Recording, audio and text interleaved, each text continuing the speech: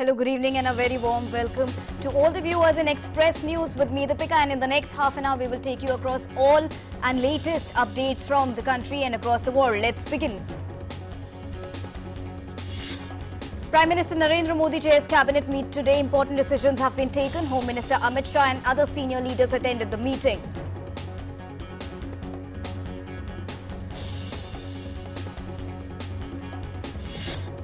The Union Cabinet approved the increment of TOUGHENS allowance for central government employees and pensioners from 17% to 28%.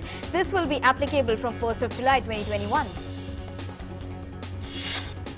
Union Cabinet approved the scheme for promotion of flagging of merchant ships in India by providing subsidy support to Indian shipping companies in global tenders floated by ministries and central public sector enterprises. The Cabinet also approved the continuation of National AYUSH mission as a centrally sponsored scheme from 1st of April 2021 to 31st of March 2026 with financial implication of 4,607.30 crore rupees. The Cabinet also approved 12,000 AYUSH health wellness centers to be set up and 6 AYUSH colleges will be opened. 12 AYUSH postgraduate institutes will be set up. The infrastructure of 10 undergraduate institutes to be upgraded. Union Cabinet has given its approval for continuation of rebate of state and central taxes and levies with the same rate as notified by Ministry of Textiles. Wide notification dated 8th of March 2019. Union Cabinet chaired by Prime Minister Modi has approved the 11th extension of the term of the commissions constituted under Article 340 of the Constitution to examine the issue of sub-categorization within other backward classes in the central list by 6 months beyond 31st of July 2021 and up to 31st of January 2022. Cabinet approved the Memorandum of Understanding between the Ministry of Health and Family Welfare of the Government of the Republic of India and the Ministry of Health of the Kingdom of Denmark on cooperation in the field of health and medicine. The Cabinet approved the Memorandum of Understanding between the Ministry of Steel of the Republic of India and the Ministry of Energy of the Russian Federation on cooperation regarding coking coal which is used for steel making. Union Cabinet approved continuation of the centrally sponsored scheme for development of infrastructure facilities for judiciary for further 5 years at a total cost of 9,000 crore rupees. In order to achieve the objective of Atmanirbhar Bharat, the Union Cabinet approved a scheme to provide 1,624 crore rupees over 5 years as subsidy to Indian shipping companies in global tenders floated by ministries and CPSCs for import of government cargo in the following manner. Union Cabinet has given its approval for changing the nomenclature and mandate of Northeastern Institute of Folk Medicine as Northeastern Institute of Ayurveda and Folk Medicine Research. Cabinet Committee on Economic Affairs chaired by Prime Minister Narendra Modi has approved implementation of special livestock sector package consisting of several activities by revising and realigning various components of Government of India schemes for next 5 years starting from 2021 to 2022 in order to further boost growth in livestock sector and thereby making animal husbandry more remunerative to 10 crore farmers engaged in animal husbandry sector. Prime Minister Narendra Modi and the President of the Republic of Maldives, Ibrahim Mohammed Solih, had a telephonic conversation today. President Solih thanked Prime Minister Modi for the India's cooperation and support in the fight against the COVID-19 pandemic. Ahead of monsoon session of Parliament, the government has convened an all-party meeting on Sunday, 18th of July. During the meeting, Centre will seek support of political parties to ensure smooth functioning of both the houses of Parliament. Prime Minister Narendra Modi will visit Varanasi tomorrow. He will inaugurate and lay the foundation stone of multiple development projects. During the visit, in a major push to healthcare infrastructure, Prime Minister Modi will inaugurate Mother and Child Hospital at Banaras Hindu University on his visit to Varanasi. The stage is all set at the RUDRAKSH International Convention Centre in Varanasi. Prime Minister Modi will dedicate the centre to the country during his visit. Built with Japanese cooperation and expertise with convention centre resembles the shape of Shivalingam. In Jammu and Kashmir, 3 terrorists killed in an encounter with security forces in Pulwama town this morning. Pakistan LAT commander Ajaz along with 2 local terrorists were killed in the encounter. Incriminating materials including arms and ammunition have been recovered. Keeping in view the evolving COVID-19 pandemic amid the continuing demand of the medical devices, the government has decided to regulate their prices for affordable healthcare and COVID-19 management. Wholesale price-based inflation eased marginally to 12.07% in June 2021 as prices of crude oil and food items somewhat softened. Wholesale inflation had stood at -1.81% in June 2020. On the COVID-19 front, India has been reporting a declining trend in new daily COVID-19 cases. In the last 24 hours, the country has reported 38,792 new cases, 41,000 patients recovered so far. 41,000 patients of COVID-19 have recovered in a single day. 3,01,04,720 total recoveries across the country have been reported so far. The recovery rate stands at 97.28%. India's active caseload declines and currently stands at 4,29,946. Active cases constitute 1.39% of total cases. India's COVID-19 vaccination coverage has exceeded 38.76 crore. Cumulatively, 38,76,97,935 beneficiaries have been inoculated so far. According to the Indian Council of Medical Research, tests to detect COVID-19 are still moving at a speedy pace. As of now, 43,49,73,639 COVID-19 tests have been conducted in the country. Rajasthan reports 11 cases of KAPPA variant of COVID-19. This was informed by State Health Minister Raghu Sharma. Giving further details, he said out of the 11 patients, 4 are from Alwar and Jaipur each, 2 from Barmer, 1 is from Bhilwara. In Himachal Pradesh, 9 people have been killed and 8 others are missing due to flash floods in the last 2 days. According to data provided by the State Revenue Department and the State Disaster Management Authority, 142 roads are blocked in the state, 266 power transformers and 211 drinking water schemes have been affected. Meanwhile, there has been no significant improvement in the flood situation in Bihar. 16 blocks of Muzaffarpur districts are most affected. In Bihar, over 1,28,000 people are being given cooked food through 106 community kitchens. In Muzaffarpur district, 1 company each of NDRF and SDRF has been deployed and relief and rescue operations.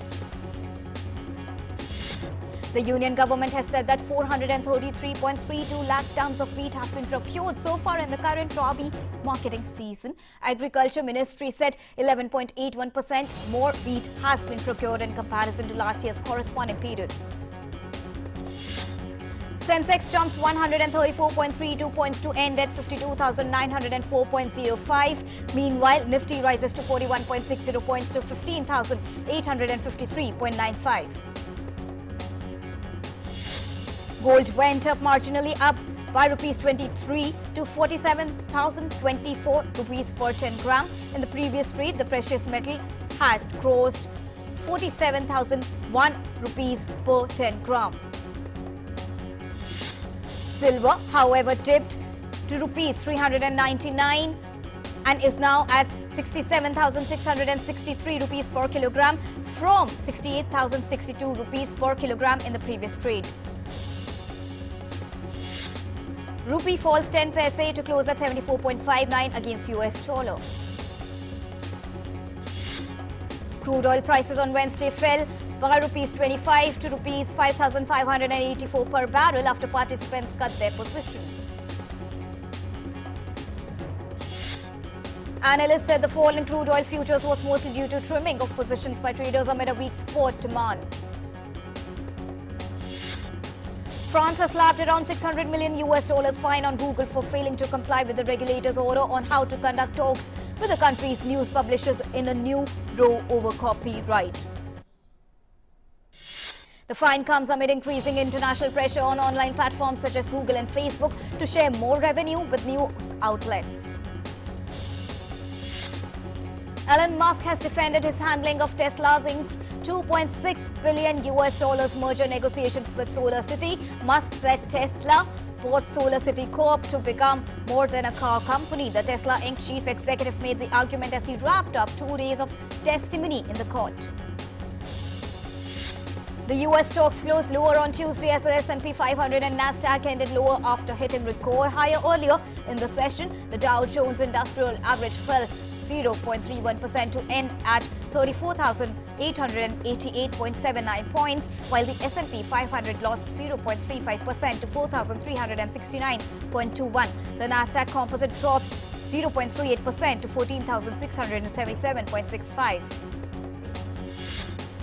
SCO Foreign Ministers meet takes place. External Minister Dr. S. Jaishankar says that Afghanistan, public health and economic recovery are pressing issues.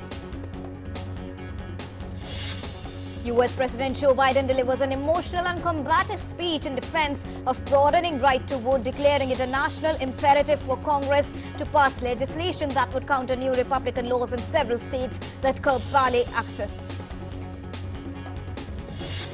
Meanwhile, Texas Democratic lawmakers defied calls for their arrest on Tuesday, a day after fleeing their state to thwart efforts to pass voting restrictions, and said they would stay in Washington to push for federal voting reform. Lithuania's parliament approves mass detention of migrants and curbs their right of appeal, a move meant to deter high number crossing the border with Belarus, which stirred an outcry among humanitarian groups. In Lebanon, riot police beat and tear gas protesting families of BEIRUT, blast victims outside the Lebanese Interior Minister's BEIRUT residence. The demonstrators hold placards of their lost family members and challenged caretaker Interior Minister Mohammad Fahmy for rejecting a legal request to interrogate General Security Chief Major General Abbas Ibrahim.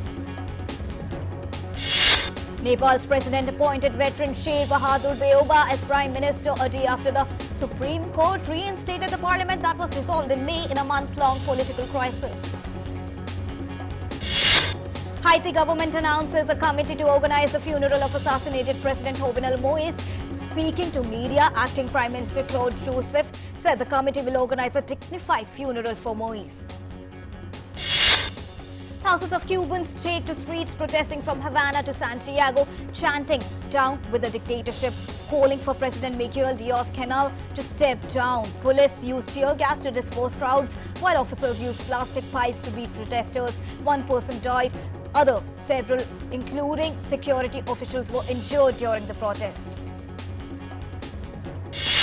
Protesters in Washington and Miami also took to the streets to support the actions of demonstrators in Cuba. Demonstrators in Miami called for Cuban President Miguel Diaz-Canel to step down, and in Washington, protesters called for the Biden administration to do more to support the people of Cuba. U.S. Homeland Security has meanwhile warned migrants from Cuba and Haiti against trying to reach the United States illegally by sea. U.S. Homeland Security Secretary Alejandro Mayorkas said the voyage was too dangerous and they will not be allowed to enter. In South Africa, crowds clashed with police and ransacked or set ablaze shopping malls and cities across the country on Tuesday, with dozens of people reported killed as grievances unleashed by the jailing of ex-president Jacob Zuma boiled down over into the worst violence in 52 years.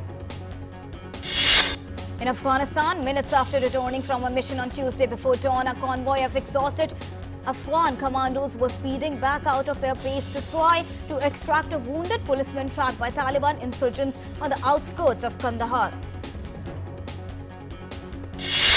Russian President Vladimir Putin said millions of people in Ukraine want to restore relations with Russia but can't lawfully express their political will to do so. The Russian president, in his article in Kremlin's website, described Russians and Ukrainians as one people and argued that Ukraine can only be stable and successful if it maintains friendly ties with Russia. In Russia, hot weather in Moscow has set a new all-time heat record today as the temperature rose to 32.7 degrees, beating the previous record for July 13th, set in 1936 by 0.3 degrees. According to Russia Weather Research Center Phobos, this is the fifth day in July when the daily temperature surpassed 30 degrees. Meanwhile, Russian environmental activist Rosalia Dichakova got a reply from Hollywood actor Leonardo DiCaprio about recent wildfires in north of Russia. All Siberia hopes you health.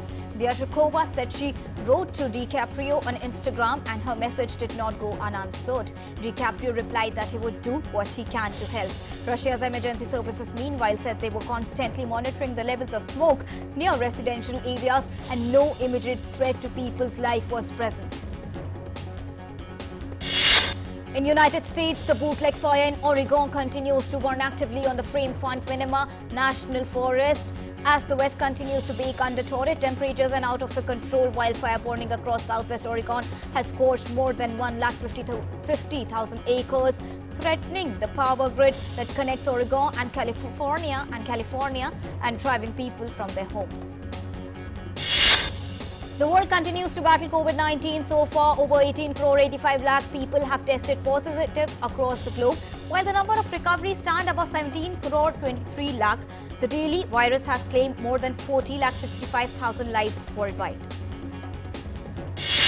The US continues to remain worst affected from COVID-19 with number of cases crossing 3 crore 48 lakh. The number of deaths in the country from the virus stands above 6 lakhs 23,000. The British government has confirmed that most COVID-19 restrictions in England will end next week despite surging cases caused by the Delta variant. Most restrictions are set to end on the 19th of July as part of the final step, or step 4 of England's roadmap out of the lockdown, British Prime Minister Boris Johnson previously announced. Indonesia reported a record increase of coronavirus infections on Tuesday as authorities unveiled plans to order liquid oxygen and tens of thousands of concentrators from abroad to treat patients suffering from the respiratory disease.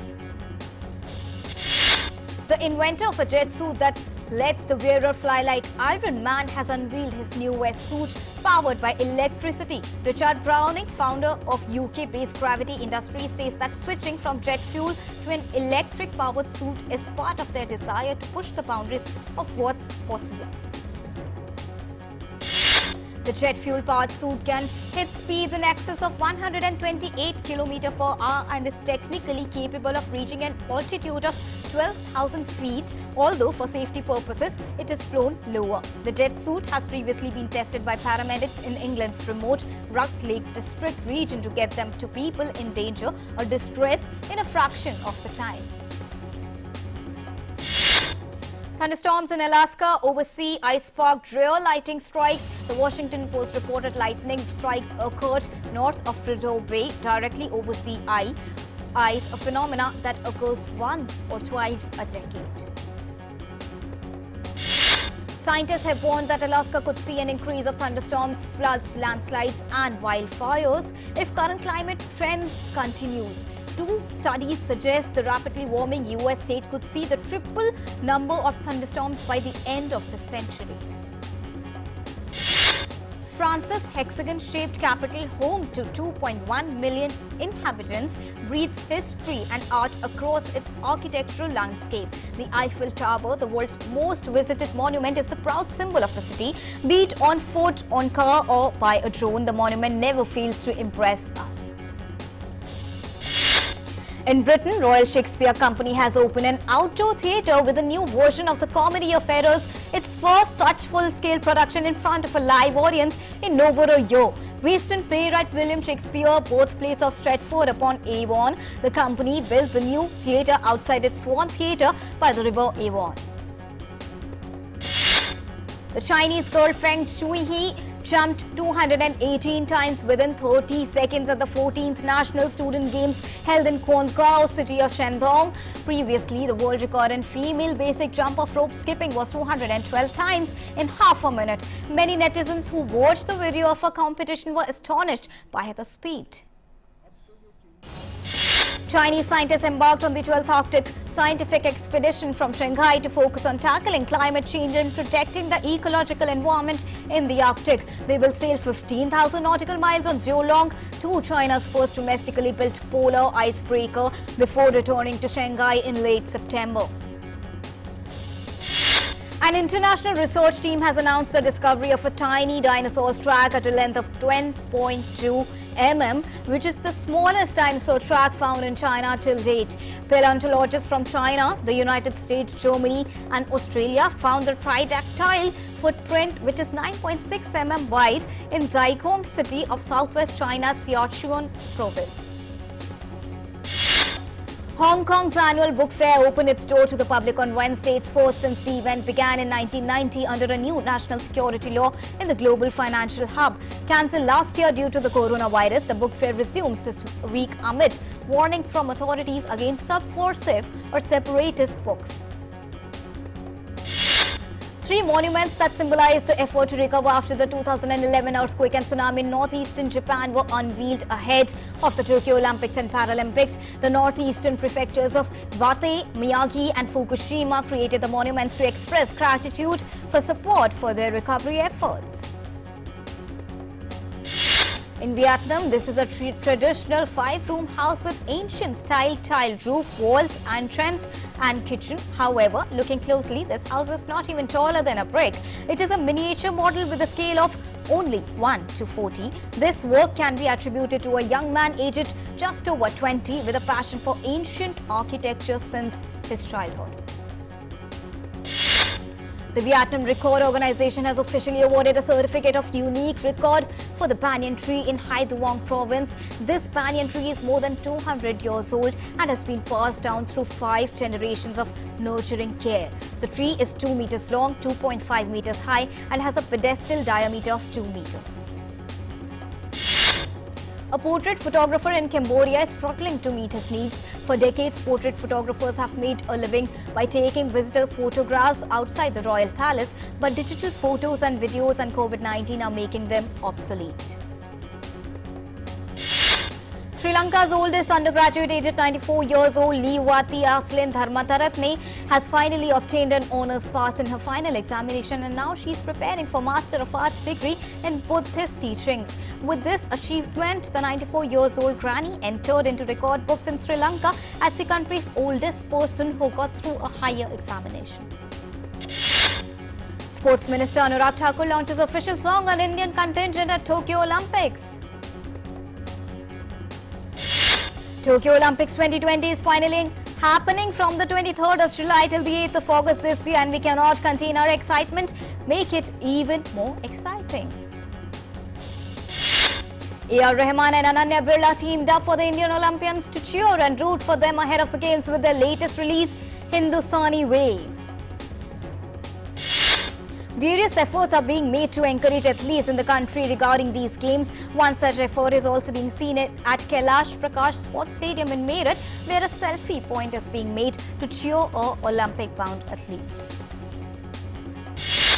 To boost the morale of Indian athletes, Eastern Railway inaugurated a selfie point at the Eastern Railway headquarters at Fairlie Place, Kolkata, as a part of nationwide publicity campaign about Tokyo Olympics.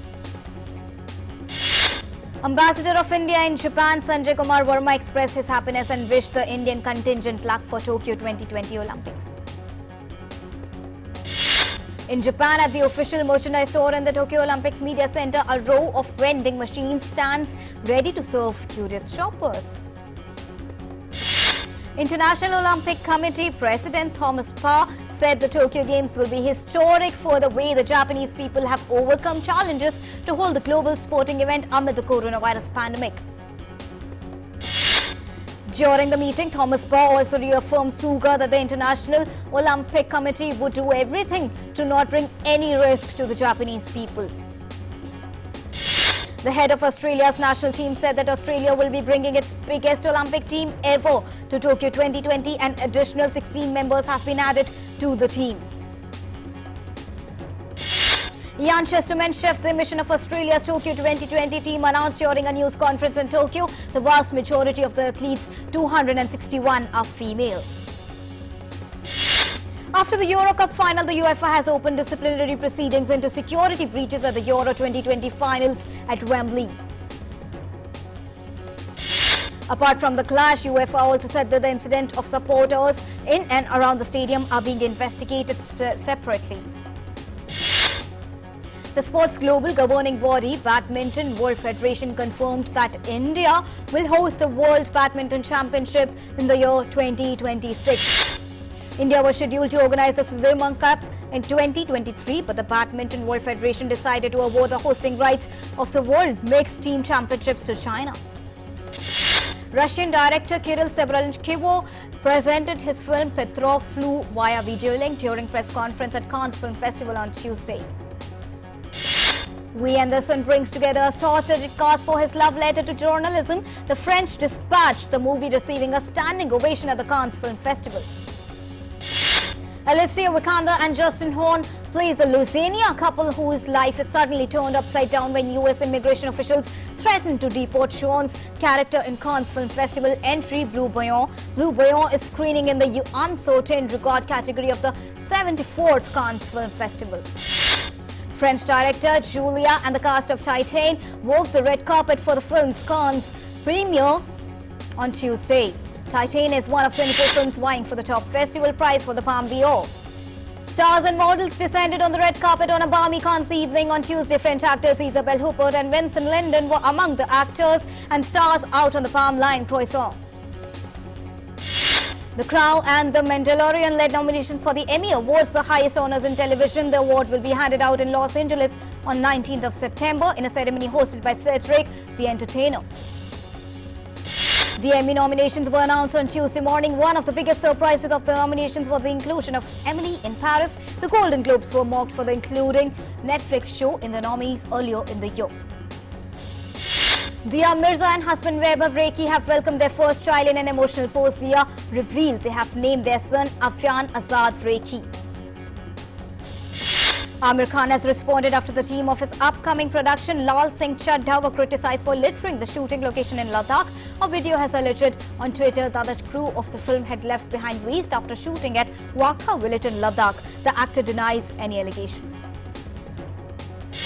Kangana Ranaut is gearing up to make her digital production debut. Tiku with Sheru will be the first digital project under the actor's label. As the latest development, Nawazuddin Siddiqui has joined Tiku with Sheru's team. And that's it in this edition. More coming up on the other side. Keep watching DD India. Namaskar.